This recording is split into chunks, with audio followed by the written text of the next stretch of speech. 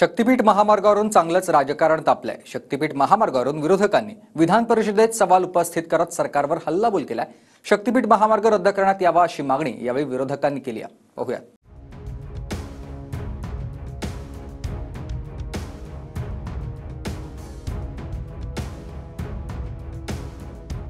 Monarch company तुमची समृद्धीमध्ये सुद्धा याच कंपनीने वाटायला लावलं या महाराष्ट्राचं। ज्या महामार्गाचं अद्याप भूसंपादनाची प्रक्रिया सुरू झालेली नाही, त्याच्यामध्ये कमिशन वगैरे शक्तीपीठ महामार्गावरून विधान परिषदेमध्ये चांगलाच हंगामा झाला।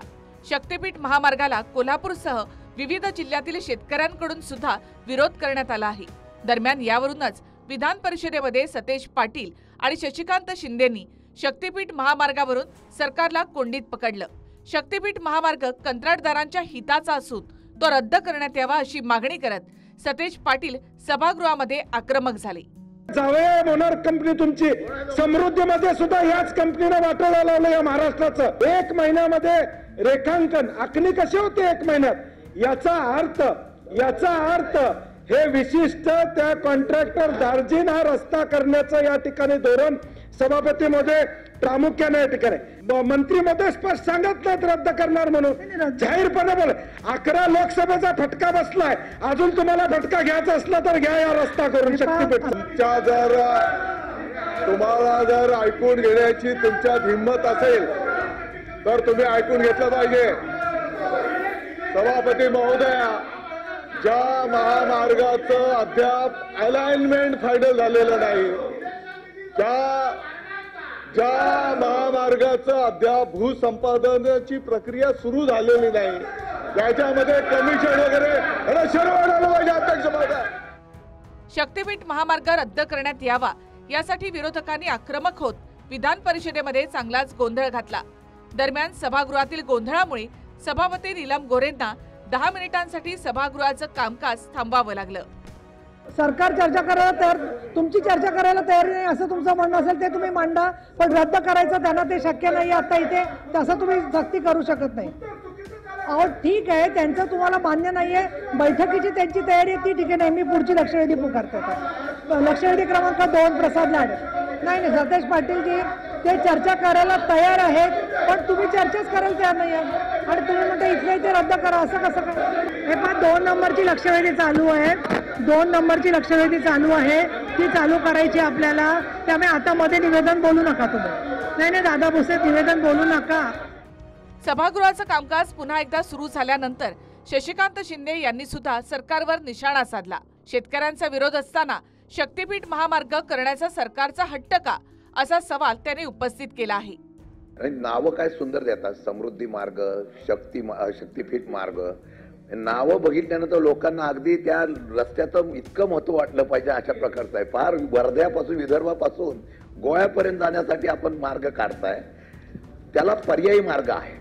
आणि विशेष म्हणजे हे फक्त लोकांची मागणी आहे का, तर लोकांची मागणी नाही आहे असं समजतंय। स्थानिक पातळीवरच्या सर्व लोकप्रतिनिधी महोदय असतील, शेतकरी बांधव असतील, त्यांच्याशी संवाद करून चर्चा विनिमय करून त्यांचं समाधान झाल्याखेरीज पुढे मार्गक्रमण होणार नाही। तर महाराष्ट्राचं वाटोळं करण्यासाठी जी हुजूर आणून बसवल्याची टीका शक्तीपीठ महामार्गावरून भाई जगताप यांनी केली। तो जी हुजूर करणारा कोण आहे त्याला समोर आणा आणि महामार्ग रद्द करणार आहात की नाही ते सांगा, असा सवाल त्यांनी उपस्थित केला। त्या लोकांनी आतापर्यंत त्या महाराष्ट्राचं वाटोळं केलं, ते आणून बसवण्यात आले आणि तो जी हुजूर आणून ठेवण्यात आले। इथला जी हुजूर कोण आहे, जो कोल्हापुरातल्या शेतकऱ्यांना अल्पभूधारकांना पूर्णतः होणार आहे, त्या शंका रास्त आहेत। हा जो महामार्ग आहे तो लोकभावना लक्षात घेऊन तो आपण रद्द करण्याचा निर्णय घेणार आहात का? कुठलाही प्रकल्प जनतेवर थोपणार नाही अथवा रेटून नेणार नाही। समृद्धी महामार्ग हा एक गेम चेंजर प्रकल्प जनतेला विश्वासात घेऊनच पूर्ण केला गेलेला आहे। त्यानुसार या शक्तीपीठ महामार्ग प्रकल्पात ज्या ठिकाणी विरोध आहे त्याची फेर आखणी करता येईल का याचाही विचार केला जाईल। मात्र जनतेला विश्वासात घेतल्याशिवाय कुठलाही प्रकल्प पुढे नेणार नाही। दरम्यान ज्या शक्तीपीठ महामार्गावरून विधान परिषदेमध्ये खडाजंगी झाली तो शक्तीपीठ महामार्ग कोणत्या जिल्ह्यांमधून जाणार आहे ते पाहूया।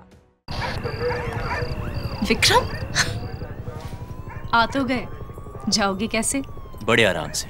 देखिए ये देश हेलो, मैं आ रहा हूँ और हाँ, भगा कर ले जाऊंगा। सिक्योरिटी! भैया, भाग गए, पकड़ो उनको! हेलो, बोला था ना, भगा कर ले जाऊंगा। विक्रम! एक हिंट तो देते। हिंट? बड़े आराम से। 2023 मध्ये समृद्धी महामार्गाच्या उद्घाटनावेळी फडणवीसांनी शक्तीपीठ महामार्गाची घोषणा केली होती। नागपूर ते गोवा असा 805 किलोमीटरचा हा मार्ग आहे। वर्धा, यवतमाळ, नांदेड, परभणी, बीड, लातूर, धाराशिव, सोलापूर, सांगली, सिंधुदुर्ग आणि कोल्हापूरसह 12 जिल्ह्यांमधून हा महामार्ग नियोजित आहे। 27,500 एकरची जमीन महामार्गासाठी हस्तांतरित करावी लागणार आहे। 86,000 कोटींचा खर्च शक्तीपीठ महामार्गासाठी अपेक्षित आहे।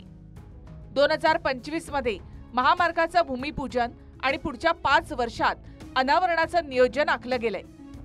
हा महामार्ग 3 शक्तीपीठांना जोडणार असल्यामुळे त्याला शक्तीपीठ महामार्ग असं नाव दिलं गेलंय। माहूर, तुळजापूर ते कोल्हापूरचं नृसिंहवाडी या दरम्यानची अनेक देवस्थानं या महामार्गानं जोडली जाणार आहेत। शक्तीपीठ महामार्गाला शेतकऱ्यांसह विरोधी पक्षांनी देखील विरोध करत विक्रम, आ तो गए, जाओगे कैसे? बड़े आराम से। देखिए ये देश हेलो, मैं आ रहा हूँ और हाँ, भगा कर ले जाऊंगा। सिक्योरिटी! भैया, भाग गए, पकड़ो उनको! हेलो, बोला था ना, भगा कर ले जाऊंगा। विक्रम! एक हिंट तो देते। हिंट? बड़े आराम से। हा महामार्ग रद्द करण्याची मागणी केली आहे। मात्र यानंतर सरकार यावर काय निर्णय घेणार, महामार्ग रद्द करणार की नाही हे पाहणं महत्त्वाचं ठरेल। Bureau report, TV9 Marathi.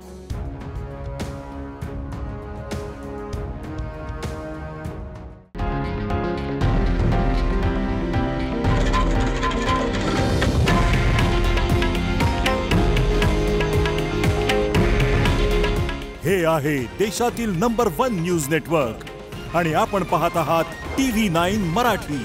काळजी तुमची, हित महाराष्ट्राचं।